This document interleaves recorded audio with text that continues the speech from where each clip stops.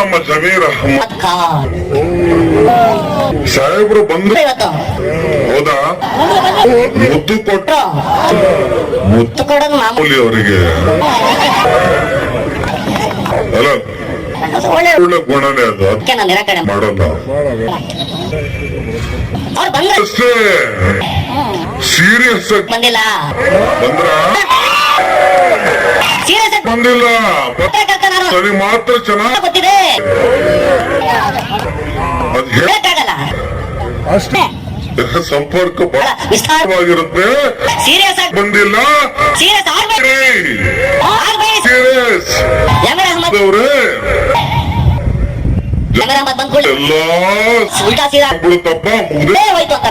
ಎಲ್ರಿಗೂ ನಮಸ್ಕಾರ. ಹೇಗಿದ್ದೀರಾ? ಸರ್. ಸ್ವಾಭಿಮಾನ ಇದೆಯಾ? ಇದೆ ಸರ್, 100%. ನಿಮ್ಮ ಒಬ್ಬರು ಒಳಗಡೆ ಇರೋ ಸ್ವಾಭಿಮಾನ ಸಾವಿರಾರು ಜನರಿಗೆ ಮುಟ್ಟಿಸ್ತೀರಾ? ಇಲ್ಲಿ ತಿಳ್ಕೊಂಡು ಹೋಗೋ ವಿಚಾರ 9ನೇ ತಾರೀಕು ಒಂದು 60-70 ಸಾವಿರ ಓಟು ಹಾಕೋ ತರ ಮಾಡ್ತೀರಾ?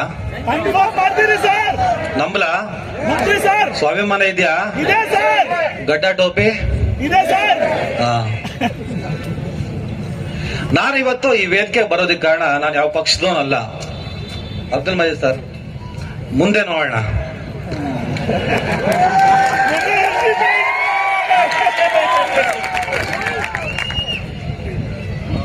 ನಾಲ್ಕು ಕಾರಣ ಇದೆ ನಾನು ಇವತ್ತು ಈ ವೇದಿಕೆ ಬರೋದಕ್ಕೆ. ಒಂದು ಕಾರಣ ರಿಜ್ವಾನ್ ಅರ್ಷದ್. ಏನಂದ್ರೆ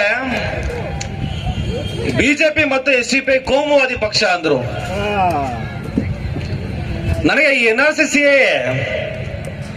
ತಂದು ಮುಸಲ್ಮಾನರನ್ನ ಪಾಕಿಸ್ತಾನಕ್ಕೆ ಕಳಿಸ್ತೀವಿ, ಡಿಟೆನ್ಷನ್ ಸೆಂಟರ್ಗೆ ಹಾಕ್ತಿವಿ ಅಂದಾಗ, ಈ ಬಿಜೆಪಿ ಕೋಮುವಾದಿಗಳಂದಾಗ ತಾಕತ್ತಿದ್ರೆ ಹಾಕ್ರು ಅಂತ ಹೋರಾಟ ಮಾಡಿದ ಎಸ್ಡಿಪಿ ಯಾವತ್ತೂ ಕೂಡ ಕೋಮುವಾದಿ ಅಂತ ಅನಿಸ್ಲಿಲ್ಲ. ರಿಜ್ವಾನ್ ಅರ್ಷದ್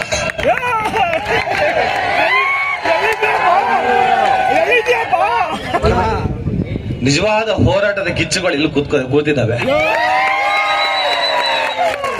ಯಾರು NRCC SIR ಕೋಗಿಲು ತಣಿಸಂದ್ರ ಬಂದಾಗ ಇವ್ರು ಯಾರು ಬರ್ಲಿಲ್ಲ. 10,000 ಕೋಟಿ ಒಡೆಯರು, 50,000 ಕೋಟಿ ಒಡೆಯರು, ಇವ್ರು ಯಾರು ಕೂಡ ಈ ಸಮುದಾಯದ ಪರವಾಗಿ ಯಾವತ್ತೂ ಕೂಡ ಮಾತಾಡಿದಾರ? ಒಂದೇ ಒಂದು ರೆಕಾರ್ಡ್ ಕೊಡಿ, ಈಗ ಹಿಡ್ದು ಹೋಗ್ಬಿಡ್ತೇನೆ ನಾನು. ಹೊಡಿದಾರ? ಮಾತಾಡ್ತಾರ? ಮಾತಾಡಲ್ಲ. ಯಾಕೆ ಹೇಳಿ? ಇಡಿ ಬರ್ತದೆ, IT ಬರ್ತದೆ. ಕರ್ನಾಟಕ ಸರ್ಕಾರ ಕೂಡ ಲೋಕಾಯುಕ್ತ ನೋಟಿಸ್ ಕೊಟ್ಟಿದೆ. ಇರ್ಲಿ ಜಮೀರ್ ಸಾಹೇಬ್ರೆ, ನಿಮ್ ಜೊತೆ ಇದೀವಿ ಅಲ್ಲ, ಇರೋ ವಿಚಾರ ಹೇಳ್ಬೇಕಪ್ಪ ಅಲ್ವಾ? ಇದೇ ಕೋಗಿಲು ತಣಿಸಂದ್ರದಲ್ಲಿ ಮುಸಲ್ಮಾನರ ಮನೆಗಳನ್ನ, ಮುಸಲ್ಮಾನ್ರೆ ಬಹುತೇಕ ಅದರಲ್ಲಿ ದಲಿತರಿದ್ರು, ಫೋಕಸ್ ಮುಸಲ್ಮಾನರು ಅಂತ ಮಾಡಿದ್ರು. ಬಹುತೇಕ ಮುಸಲ್ಮಾನರು ನೂರಾರು ಸಾವಿರಾರು ಮನೆಗಳನ್ನ ಕೆಡವುದ್ರು. ತಡಿಸಂದ್ರ ಕೋಗಿಲು ಬೆಂಗಳೂರು, ನಾವಿರೋ ಜಾಗ ನಾವು ಹೋದ್ವಿ, ಗ್ರೌಂಡ್ ರಿಪೋರ್ಟ್ ಮಾಡಕ್ ಹೋಗಿದ್ವಿ. ಫಕೀರಪ್ಪ ಲೇಔಟ್, ವಸೀಂ ಲೇಔಟ್ ಅಂತ ಹೇಳಿದ್ರು. ಸತ್ಯ ಏನ್ ಗೊತ್ತಾ? ಫಕೀರಪ್ಪ ಲೇಔಟ್ ಹೌದು, ವಸೀಂ ಅಲ್ಲ, ಅದು ಅಂಬೇಡ್ಕರ್ ಲೇಔಟ್. ಅಂಬೇಡ್ಕರ್ ನ ಮುಟ್ಟಿದ್ರೆ ಈ ದೇಶದಲ್ಲಿ ಬಹಳ ಕಷ್ಟ, ವಸೀಂ ಮುಟ್ಟದ್ ಬಹಳ ಈಸಿ ಅಂತ ಇವ್ರಿಗೂ ಅರ್ಥ ಆಗಿದೆ, ಕಾಂಗ್ರೆಸ್ನವ್ರಿಗೂ ಅರ್ಥ ಆಗಿದೆ. ವಸೀಂ ಇಲ್ಲಿ ಅನಾಯಾಸವಾಗಿ ಸಿಗ್ತಾನೆ, ಅವನನ್ನ ಎಷ್ಟು ಬೇಕಾದ್ರೂ ಬಡಿಬಹುದು. ಬಿಜೆಪಿ ತರನೇ ಕಾಂಗ್ರೆಸ್ ಕೂಡ ಆ ತರದ ಒಂದು ಚಿಂತನೆ ಇದೆ ಅನ್ನೋದೇ ನನಗೆ ಬಹಳ ಆಶ್ಚರ್ಯ ಆಗಿದೆ. ಮುಖವಾಡಗಳು, ತಣಿಸಂದ್ರಕ್ಕೆ ಹೋದೆ ಪತ್ರಕರ್ತ, ಕೋಗಿಲು ಹೋದೆ, ಭಯಾನಕ ಚಳಿ ಈ ಸಲ. ಹೌದಾ? ಹೌದು ಹೌದು, ಸಿಕ್ಕಾಪಟ್ಟೆ ಚಳಿ. ನಾವೇ 2 ಬೆಡ್ಶೀಟ್ ಹೊತ್ಕೊಂತ ಇದ್ವಿ. ನಮ್ಮ ಮಕ್ಕಳನ್ನ ಎಲ್ಲಿ ಎದ್ದೆದ್ ನೋಡ್ತಾ ಇದ್ವಿ. ನಮ್ಮ ಮಕ್ಕಳು ತುಂಬಾ ಕವರ್ ಆಗಿದೆಯಲ್ಲ ಅಂತ ಹೇಳಿ ಆ ಮನೆಯನ್ನ ಕೆಡೋದ್ರು. ಚಿಕ್ಕ ಚಿಕ್ಕ ಮಕ್ಕಳು, ವಯಸ್ಸಾದವರು ಆ ಇಟ್ಕೆ ರಾಶಿಯಲ್ಲಿ, ಆ ಮಣ್ಣಿನ ರಾಶಿಯಲ್ಲಿ ಹೇಗ್ ಮಲ್ಕೊಂಡಿದ್ರು ಗೊತ್ತಾ? ಯಾರು ಮಲ್ಸಿದ್ದು? ಯಾರು ಕೆಡವಿದ್ದು? ಯಾರು ಕೆಡವಿದ್ದು? ಯಾರು ಕೆಡಬೋದು? ಸುಮ್ಮನೆ ಹೇಳ್ತಾ ಇದ್ದೆ ನಾನು, ಈ ಬಿಜೆಪಿ ಅವರು ಮಾತೆತ್ತಿದ್ರೆ ಪಾಕಿಸ್ತಾನಕ್ಕೆ ಕಳಿಸ್ತೀರಿ ಅಂತ ಹೇಳ್ತಾರೆ. ನಾವು ಸ್ನೇಹಿತರು ಮಾತಾಡ್ತಾ ಇದ್ವಿ, ಆ ಪಾಕಿಸ್ತಾನ ಕಳಿಸ್ತೀನಿ ಅಂತ ಅವ್ರು ಹೇಳೋದಕ್ಕೂ ಇವ್ರು ಅದನ್ನೇ 70 ವರ್ಷಗಳಿಂದ ಮಾರ್ಕೆಟಿಂಗ್, 70 ಆಗಿಲ್ಲಲ್ಲ ಬಿಜೆಪಿ ಬಂದಾಗಿಂದ ಅದನ್ನೇ ಮಾರ್ಕೆಟಿಂಗ್ ಮಾಡ್ಕೊಂಡು, ನಾವು ಬರ್ದೇ ಇದ್ರೆ ನಿಮ್ಮನ್ನ ಪಾಕಿಸ್ತಾನಕ್ಕೆ ಕಳಿಸ್ತಾರೆ, ನಿಮ್ಮನ್ನ ನಾಶ ಮಾಡ್ತಾರೆ, ನಿಮ್ಮನ್ನ ಉಳಿಸೋದಾದ್ರೆ ನಮ್ಮಿಂದ ಮಾತ್ರ ಸಾಧ್ಯ ಅಂತ ಮೊನ್ನೆ ಈ ದಾವಣಗೆರೆ ಟಿಕೆಟ್ ವಿಚಾರದಲ್ಲಿ ಚರ್ಚೆಗಳಾದಾಗ ಇವ್ರು ಮಾತಾಡಿದ್ದು. ಕಾಂಗ್ರೆಸ್ ಇದ್ರೇನೆ ಮುಸಲ್ಮಾನರಿಗೆ ಉಳಿಗಾಲ, ಕಾಂಗ್ರೆಸ್ ಇಲ್ಲ ಅಂದ್ರೆ ಮುಸಲ್ಮಾನ ನಾಶ. ಅರೆ ನನ್ನ ಮಕ್ಕಳ ಅಲ್ಲ, ಡೋಂಟ್ ಮೈಂಡ್, ನಾನು ಇಂಥದ್ದು ಮಾತು ಯೂಸ್ ಮಾಡಲ್ಲ. ಸುಳ್ಳು ಸಹಿಸಕ್ ಸ್ವಲ್ಪ ಹಿಂಸೆ. ಫಿರೋನ್ ಮತ್ತು ನಮ್ರೂದ್ನನ್ನೇ ಮುಗಿಸಿ ಬಂದಂತಹ ಸಂತತಿ ಇದು. ಅರೆ ಇಸ್ರೇಲ್, US ನಿನ್ನನ್ನೇ ಬಗ್ಗು ಬಡಿಯುತ್ತಿರುವ, ಇರಾನಿನಲ್ಲಿ ಹರಿಯುತ್ತಿರುವ ರಕ್ತ ಕೂಡ ಇದೇ ಸಂತತಿದು. ಬಟ್ಟ ಕಡೆಯ ಉಸಿರು ಇರುವವರೆಗೂ ಹೋರಾಟ ಮಾಡುವ ಈ ಸಂತತಿಯನ್ನ ದಾವಣಗೆರೆಯಿಂದ ಚಿತ್ರದುರ್ಗಕ್ಕೂ ಕಳ್ಸಕ್ ಆಗಲ್ಲ ಕಣೆ. ಅವ್ರಿಗೆ ಒಪ್ಪಿಗೆ ಇಲ್ಲ ಅಂದ್ರೆ, ನಿಮ್ಮ ಪರ್ಮಿಷನ್ ಇಲ್ಲ ಅಂದ್ರೆ ನಿಮ್ಮ ದಾವಣಗೆರೆ ಚಿತ್ರದುರ್ಗಕ್ಕೆ ಕಳ್ಸಕ್ ಆಗಲ್ಲ. ಅವ್ನು ಬಿಜೆಪಿ ಅವನಾಗ್ಲಿ, ಕಾಂಗ್ರೆಸ್ ಅವನಾಗ್ಲಿ, ಯಾವನೇ ಆಗ್ಲಿ, ಅವ್ರ ಆಗ್ತದ? ಈ ದೇಶದ ಕಾನೂನಿನ ಪ್ರಕಾರವಾಗಿ ನಾವು ಬದುಕುತ್ತಿದ್ರೆ ನಮ್ಮನ್ನ ಇಲ್ಲಿಂದ ಎಲ್ಲಿಗಾದ್ರೂ ಕಳ್ಸಕ್ ಸಾಧ್ಯನಾ?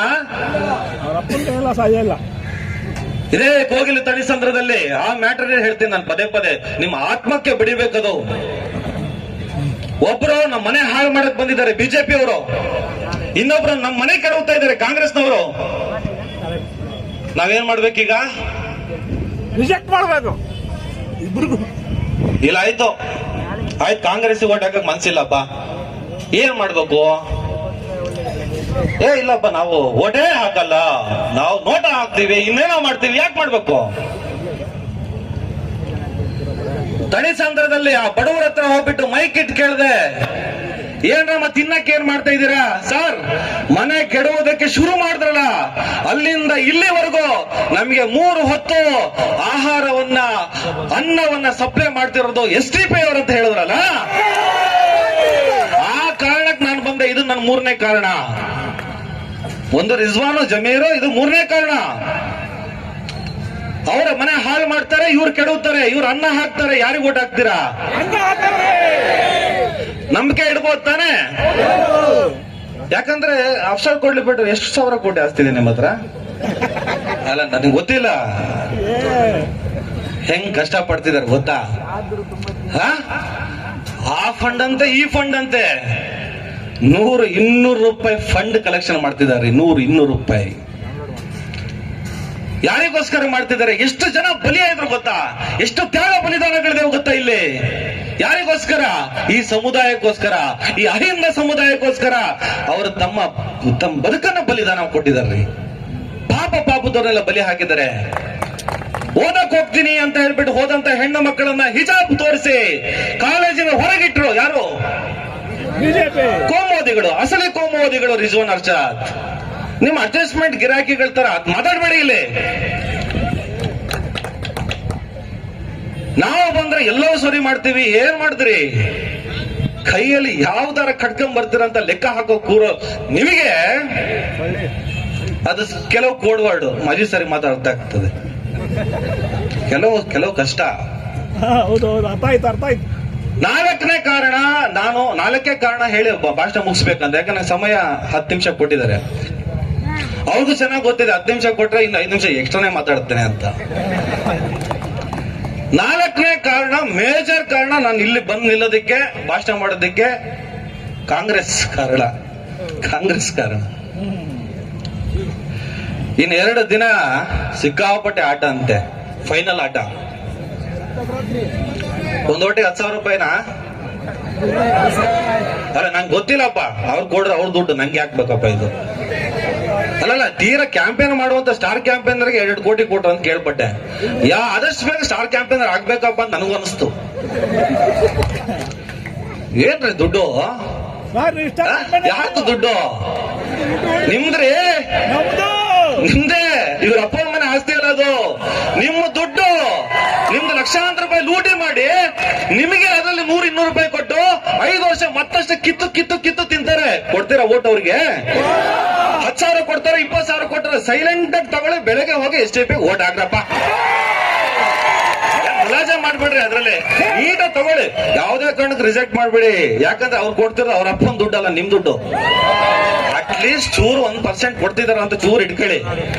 ದಯವಿಟ್ಟು ರಿಕ್ವೆಸ್ಟ್ ಮಾಡ್ತೀನಿ, ಕೈ ಮುಗಿದು ಕೇಳ್ತೇನೆ. ಇಡೀ ದೇಶಕ್ಕೆ ಈ ಸಲ ದಾವಣಗೆರೆಯಲ್ಲಿ ಸಮರ್ಥನ ಸೋಲು. ಆ ಹುಡುಗನ ಬಗ್ಗೆ ನಮ್ಗೇನಿಲ್ಲ, ಆ ಯುವಕನ ಬಗ್ಗೆ ಏನಿಲ್ಲ. ಪಾಪ ಕ್ರಿಕೆಟ್ ಆಡ್ತಿದ್ದ, ಕರೆದು ಟಿಕೆಟ್ ಕೊಟ್ಟಿದ್ದಾರೆ. ಪಾಪ ಅವನೇನ್ ಮಾಡ್ತಾನೆ? ಪಾಪ ಕ್ರಿಕೆಟ್ ಆಡೋ ಹುಡುಗರ್ನ, ಕಬಡ್ಡಿ ಆಡೋ ಹುಡುಗರ್ನ, ಗೋಲಿ ಆಡೋ ಹುಡುಗರ್ನ ಕರೆದು ಟಿಕೆಟ್ ಕೊಟ್ರೆ ಬೇಡ ಅಂತಾರ. ಆಯ್ತಪ್ಪ ಅಂತಾನೆ, ಹೌದಾ? ಅಂದ್ರೆ ಆ ಹುಡುಗನ ಬಗ್ಗೆ ನಾವೇನ್ ಮಾತಾಡೋಣ? ಆದ್ರೆ ಈ ಕೋಮು, ಇಷ್ಟು ದೊಡ್ಡ ಸಂಖ್ಯೆ ಇದ್ದಂತಹ ಕೋಮಿಗೆ ಒಂದೇ ಒಂದು ಟಿಕೆಟ್ ಕೇಳಿದಕ್ಕೆ, ರಿಕ್ವೆಸ್ಟ್ ಮಾಡಿದಕ್ಕೆ ಯಾರ ಫೈಲ್ವಾನ? ನಾಚಿಕೆ ಅಲ್ವಾ ಫೈಲು? ನಾಚಿಕೆ ಅಲ್ವಾ? ಈ ಸಮುದಾಯವನ್ನು ಮಿಸ್ಯೂಸ್ ಮಾಡ್ಕೊಂಡು ಯಾಕ್ರೆ ಮಾರಾಟ ಆಗ್ತೀರಾ? ಸೇಲ್ ಆಗ್ತೀರಾ? ಯಾಕ್ರೆ ಮಾರಾಟ ಆಗ್ತೀರಾ? ಈ ಕೋಮು ಅಲ್ಲೇ ಫೈಲ್ವಾನ್ ಸೆಟ್ಲು. ಕಣ್ಣೀರು, ಅಯ್ಯೋ ನನಗೆ ಕಾಂಗ್ರೆಸ್ ಕನ್ಸ್ ಕಂಡ್ಬಿಡ್ತು, ಅಯ್ಯೋ ಏನು, ಅಯ್ಯೋ ಯಾಕೆ 15 ದಿವಸದ ಹಿಂದೆ ಪ್ರಸಾರ ಹಾಕ್ಬೇಕಾದ್ರೆ ನಿನಗೆ ಏನು ಕಾಂಗ್ರೆಸ್ ಬಗ್ಗೆ ಕನ್ಸರ್ನ್ ಬರ್ಲಿಲ್ವಾ? ಬೇಡಿಕೆಗಳೆಲ್ಲ ಆಗಿ ಆಶ್ವಾಸನೆಗಳು ಸಿಕ್ಕದ ಮೇಲೆ ನಿಮಗೆ ಕನಿಕರ ಬಂತು. ಈ ಸಮುದಾಯ ಬೀದಿಲೆ, ಹೌದಾ? ಈ ಸಮುದಾಯನ ಎಳ್ಸಲ್ಲರಿ ಇವರೆಲ್ಲ ಜಾಸ್ತಿ ಸೋನ್ ಮಾಡ್ತಾರೆ ಅಂದ್ರೆ ಜಾಸ್ತಿ ಸೆಟಲ್ಮೆಂಟ್ ಆಗ್ಲಿ ಅಂತ. ಡೀಲ್ ಮಗ ಡೀಲ್ ಮಾಡಿದ್ರೆ ನ್ಯೂಸ್ ನೋಡಿದ್ರ? ಡೀಲ್ ಮಗ ಡೀಲ್ ಅಂತ ಮಾಡಿದೆ. ಯಾರ ಮಾತುಗೂ ಕೇಳ್ಬೇಡಿ ದಯವಿಟ್ಟು. ಇದು ರೆಕಾರ್ಡ್ ಆಗ್ತಿದೆಯಲ್ಲ, ದಯವಿಟ್ಟು ಪ್ರತಿ ಮನೆ ತಲುಪಿಸ್ರಪ್ಪ. ಕೈ ಮುಗಿದು ಕೇಳ್ತೀನಿ ನಿಮ್ಗೆ. ಇಲ್ಲೇ 10,000, ಇಲ್ಲೊಂದು 5,000 ಜನ ಸೇರಿದರೆ ದಯವಿಟ್ಟು ಒಂದು 2 ಲಕ್ಷ ಜನಕ್ಕೆ ರೀಚ್ ಮಾಡ್ರಪ್ಪ. ಕೈ ಮುಗಿದು ಕೇಳ್ತೀನಿ ನಿಮ್ಗೆ, ಅದೇ ಒಂದು ರಿಕ್ವೆಸ್ಟ್. ಯಾಕಂದ್ರೆ ಹೋರಾಟಗಾರರು ಗೆಲ್ಬೇಕಾಗಿದೆ. ಇಲ್ಲಿ ನ್ಯಾಯ ಸಿಗಬೇಕು ಅಂದ್ರೆ ನಿಮ್ ಒಳಗಡೆಯಿಂದ ಎದ್ದು ಬರ್ತಾನಲ್ಲ, ಅವನು ಗೆದ್ದು ವಿಧಾನಸಭೆಗೆ ಹೋಗ್ಬೇಕಾಗ್ತದೆ. ದಯವಿಟ್ಟು ಒಂದು ರಿಕ್ವೆಸ್ಟ್ ಮಾಡ್ತೀನಿ, ಅದೇ ರಿಕ್ವೆಸ್ಟ್. ಕೊಟ್ಟರೆ ತಗೊಳ್ಳಿ, ಓಟ್ ದಯವಿಟ್ಟು ಅಫ್ಸರ್ ಕೊಡ್ಲಿ ಬೇಟವ್ರಿಗೆ ಹಾಕಿ ವೇಸ್ಟ್ ಮಾಡಬೇಡಿ. ಡೆಮಾಕ್ರಸಿಲಿ ಓಟನ್ನು ವೇಸ್ಟ್ ಮಾಡಬಾರ್ದು. ದಾವಣಗೆರೆಯಲ್ಲಿ 90% 100% ಓಟು ಹಾಕುವಂತ ಈ ಸಮುದಾಯ, ಕಾಂಗ್ರೆಸ್ ಬಿಟ್ರೆ ನಮಗೆ ಬೇರೆ ವಿಧಿ ಇಲ್ಲ ಅಂತೇಳಿ ಕಾಂಗ್ರೆಸ್ ಅನ್ನೇ ಬೆಂಬಲಿಸಿಕೊಂಡು ಬಂದಂತ ಈ ಸಮುದಾಯ ಈ ಸಲ ಕಾಂಗ್ರೆಸ್ಗೆ ತಕ್ಕ ಪಾಠ ಕಲಿಸಿದ್ರೆ ನಾಳೆ ಇಡೀ ದೇಶದ ಯಾವುದೋ ಒಂದು ಮೂಲೆಯಲ್ಲಿ ನಾನೊಬ್ಬ ಮುಸಲ್ಮಾನ, ನನ್ನ ಹಕ್ಕನ್ನ ಕೇಳ್ತೀನಿ ಅಂತ ಒಂದು ಧ್ವನಿಯನ್ನು ಎತ್ತಿದ್ರೆ, ಅಣ್ಣ ಕೈ ಮುಗಿದು ಈ ಟಿಕೆಟ್ ಕೊಡ್ತೀನಿ ತಗೊಂಡು ಹೋಗಪ್ಪ ಅಂತ ಮಾಡೇ ಮಾಡ್ತಾರೆ. ದಾವಣಗೆರೆಯ ಮೂಲಕ ನೀವು ಆ ಸಂದೇಶವನ್ನು ಕೊಡಿ ಅಂತ ರಿಕ್ವೆಸ್ಟ್ ಮಾಡ್ತಾ ಸಮಯದ ಅಭಾವದಿಂದ ಮಾತು ನಿಲ್ಲಿಸ್ತೀನಿ. ಮಿಕ್ಕಿದ್ದು ನನ್ನ ವಿಡಿಯೋಗಳು ಇದ್ದೇ ಇರ್ತವೆ ನೋಡಿ. ನಮಸ್ಕಾರ, ಧನ್ಯವಾದ.